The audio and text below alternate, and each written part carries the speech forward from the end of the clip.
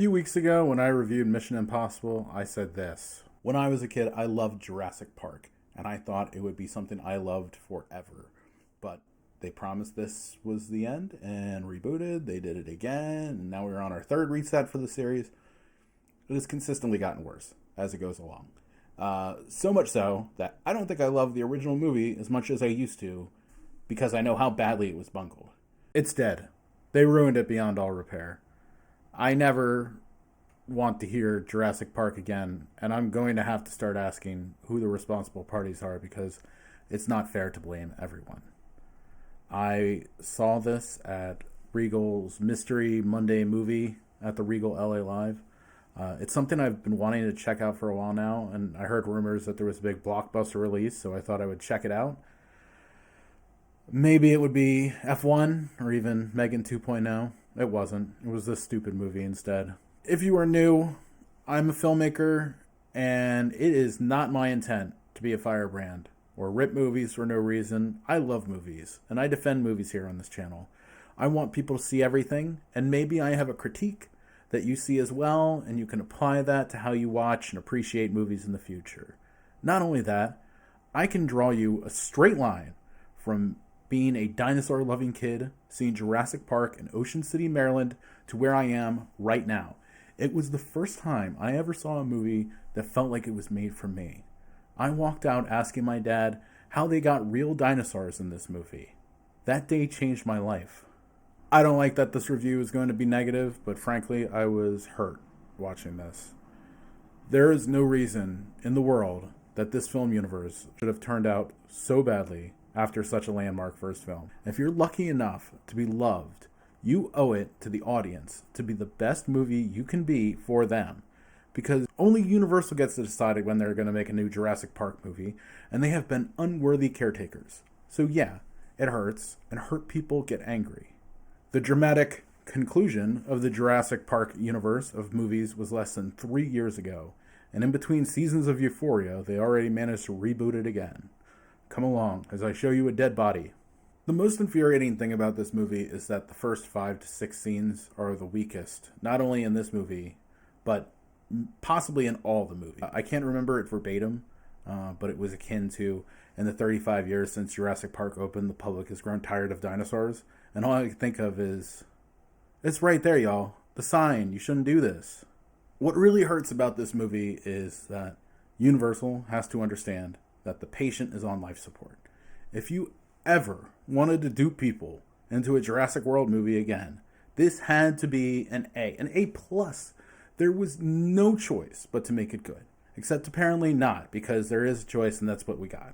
I spent most of my walk home coming up with ridiculous hypothetical reasons why this was allowed to happen. The plot, in a nutshell, is that an evil big pharma company may have come up with a way to use dinosaur blood to make a heart disease medicine, and they have hired Scarlett Johansson to lead the team and get it. You have no idea what Scarlett Johansson brings to this team because they don't explain it until 4 scenes later, but you learn she was former military, maybe? Then, the evil exec pressures a paleontologist played by Jonathan Bailey into going to Jurassic World. Then, we meet Mahershala Ali, who was in the military, or something, with ScarJo, who will help on the mission, with 2 other mercenaries for hire. Finally, we meet a dad and his 2 daughters and the older daughter's boyfriend, who are on a modest sailboat going across the Atlantic. Events will bring them together on the island, but that's the shorthand of the plot and the main characters. Needless to say, I did about as much as the movie did explaining backstory and motivation, so I hope you like shallow characters. As bad as the story and the dialogue are, I do have one interpretation that may actually work. Screenwriter David Koepp, who did the original Jurassic Park, by the way, probably wouldn't be able to come out and say this unless he was done and ready to retire. But could Jurassic World Reborn simply be about how Universal is ruining Jurassic Park? If you imagine that Universal is the evil pharma company and they want the very blood from the dinosaurs for profit, they don't care how it happens, they just want that blood. David Koepp is ScarJo because he will take a lot of money in exchange for the plan. Gareth Edwards is Mahershala because he wants that money too and he will get them across the finish line. It reminds me of Sarah Bareilles. Her first hit song was Love Song. And the only reason it was on the album is because the label wanted a love song. So she wrote a song that thumbed her nose at them literally. I'm not going to write you a love song because you asked for it, because you need one. You see, I'm not going to write you a love song because you tell me it's make or break in this. Maybe that's why we got this story and why it feels like there was only one draft and it was hurried off to set before anyone knew what happened. I don't think it's likely, but I would find the act of rebellion hilarious and the movie uninspired. All the complaints I have so far, I will fully admit that the movie looks great for the most part. I think the cinematography is great. Sound everywhere did a great job. The production design was incredible. It looks and feels like a big studio movie that costs $150 million plus. It has everything it needs to transport you to the world. Incredible lighting and, for the most part, incredible special effects. What drives me mad is that there's so many little things that I don't understand how they can get through. I would say 95% of the special effects, mostly the dinosaurs, are incredible. They don't have the same warmth as the original rubber dinos of old, but they are perfectly fine, except for the first time you see the brontosaurus-like mutant dino for the first time. It's obviously a callback to the same moment in Jurassic Park, but why does that moment of all moments have the worst CGI? Like, time to get married, I hope the radio is playing something good to walk down the aisle to. There are 1,000 different minor annoyances that just don't add up. For example, there are so many different camera setups in the scene where we meet Jonathan Bailey, and it feels like they use every single one of them in the edit. The acting is all fine, but no one is going out of their way. Scarlett is not giving a performance she is capable of, but the script is not giving her enough to work with. Everywhere you look, there's a capable professional not expressing to the best of their ability, and it's not because they are phoning it in or anything. I don't even know if I want to blame Gareth Edwards, even though his name is on it more than anyone else. And if I was on a plane and I saw this movie on the screen of the person a row in front of me, I would think this was a really good movie. I can only kind of see what's going on, but I bet I would go home and watch it. That's not nothing. Sure, his job is to get the most out of all the people around you, especially when you have brought in people at tremendous expense. But Universal has had 6 chances to bring in the best people and talented actors and haven't gotten even close to the original film in terms of filmmaking or popularity. Sure, some of them have made money, but all of them have been below expectations, and most significantly below expectations. If we look at all the Jurassic Park movies, you have one excellent movie, the original. Then we skip over good and into the mess. There's Jurassic World, The Lost World, and Fallen Kingdom. Finally, we skip over poor, and then bad, and then terrifically awful, where we find Jurassic Park 3, Dominion, and now at the very bottom, Rebirth. I don't know what joy Universal gets from destroying Jurassic Park, but maybe it's time to follow Nintendo's lead after the old Super Mario Brothers movie.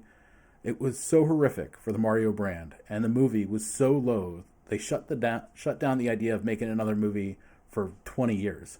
Take away the keys from whoever's in charge of Jurassic Park, and don't let them touch again until there is a no doubt about it script. A finished script, not just a gist, a whole completed and then edited script. In the meantime, we are going to have to live through the fallout of this for a little time before a dinosaur is seen on screen again. Saying this is the end of the franchise in 2022 and having this shit in 2025 is not acceptable. If it takes you 15 years to figure it out, take 15 years. Apply toddler logic to all story ideas from here on out to make sure they are ready for prime time. My daughter asked me over and over again, why? Time to get dressed. Why? We're going to the park. Why? You like the park. Why? You like the slide. Why? Kids like slides. Why? Why does the dinosaur blood cure heart disease? How did you study this without blood? Does the brontosaurus stuck under the bridge not have blood that works? He's right here. Why one by air, one by land, one by sea? What type of sense does that make? I need a barracuda, a dodo, and a Sasquatch to make better Lipitor. Somebody call Dog the Bounty Hunter. It's sad because the Michael Crichton book was so incredible, and the movie was somehow better. And while it had various dinosaur names and scientific terms, the story was plain and simple. Old man gets financing for Disneyland for dinosaurs, but the quest for profit is so great that they look past the obvious things that can go wrong. And when it all blows up, it leaves lifelong consequences for the entire world. Makes me wonder if there's a movie studio that got too greedy, and now the thing they tried to create for good is ruining everything. Is there a raptor over my shoulder, or is it merely just the leaderboard?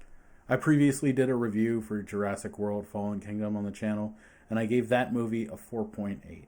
I'm telling you right now that this is worse than that movie. And in this situation, it's something that just can't happen. The movie needed to be really good. And going in, you think there are enough pieces to make it work, but they fall so short of even modest expectations. If I had to give this a rating, I would give Jurassic World Rebirth a 3.7 out of 10. It finds itself in the bottom 5 movies I've reviewed here, along with, in descending order, Hobbs and Shaw, Rampage, Cats, and Aquaman.